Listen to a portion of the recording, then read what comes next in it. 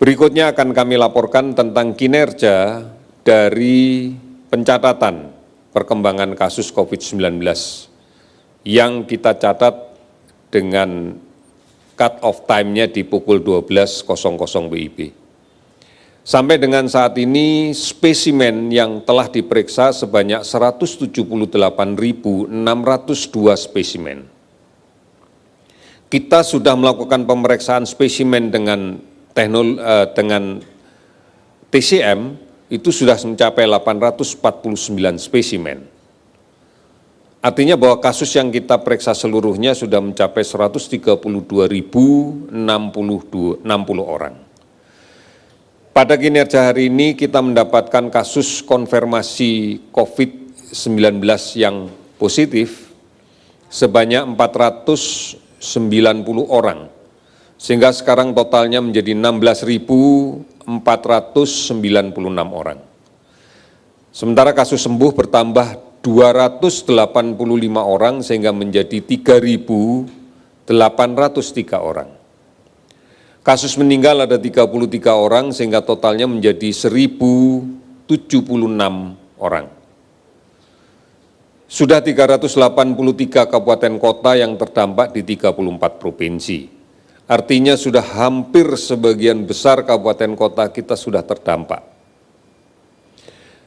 Kasus ODP akumulasi yang kita lakukan pemantauan sebanyak 262.919 orang, PDP 34.360 orang. Oleh karena itu, dari data-data ini mencerminkan bahwa kasus positif, penambahan kasus positif konfirmasi masih terus meningkat. Namun kalau kita lihat sebaran kabupaten kota yang terdampak semakin melebar, semakin meluas. Kalau kita perhatikan per kabupaten kota memang ada 1-2 kabupaten kota yang masih menunjukkan tren dengan penambahan yang semakin tinggi. Namun banyak yang kemudian tren penambahannya sudah tidak lagi eksponensial terlalu tinggi tetapi hampir mendatar, hampir. Ini bagi kita sebenarnya tidak melihat itu, tapi melihat bahwa memang kontak dengan kasus positif tanpa gejala masih terjadi. Oleh karena itu mari bersama-sama kita kembali mengingat tentang bagaimana cara mencegahnya ini.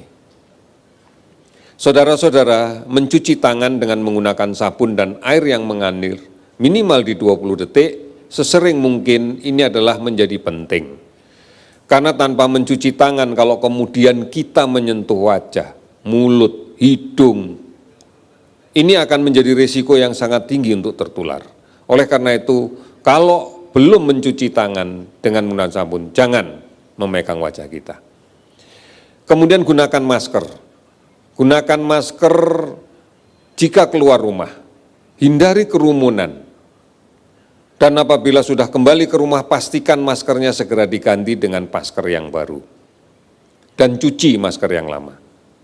Kemudian jaga jarak di dalam kontak kita secara fisik dengan orang lain. Ini menjadi penting. Oleh karena itu hindari berkumpul berdekatan. Kalau perlu keluar dan tidak terlalu lama. Oleh karena itu kita harus tetap produktif berada di rumah bersama keluarga kita. Tidak melakukan perjalanan kemanapun dan tidak mudik. Kita tidak pernah tahu di luar siapa yang membawa kuman ini, membawa virus ini. Oleh karena itu tetap berada di rumah adalah sebuah pilihan yang bijak di dalam kaitan dengan pengendalian COVID-19 ini. Saudara-saudara, mari kita bersama-sama bergandeng tangan, bahu-membahu terus-menerus bergotong royong, tidak terputus. Lakukan semuanya dengan disiplin. Basis kita adalah keluarga. Oleh karena itu, mari kita melindungi keluarga kita. Apabila seluruh keluarga di Indonesia melakukan hal yang sama, maka kita akan melindungi negara ini. Sesuatu yang tidak sulit untuk kita lakukan, hanya dibutuhkan perubahan cara kebiasaan kita pada era yang baru. Kami yakin, kita semuanya yakin bahwa kita bisa melakukan ini. Kita pasti bisa. Indonesia pasti bisa. Saudara-saudara, sekian dan terima kasih.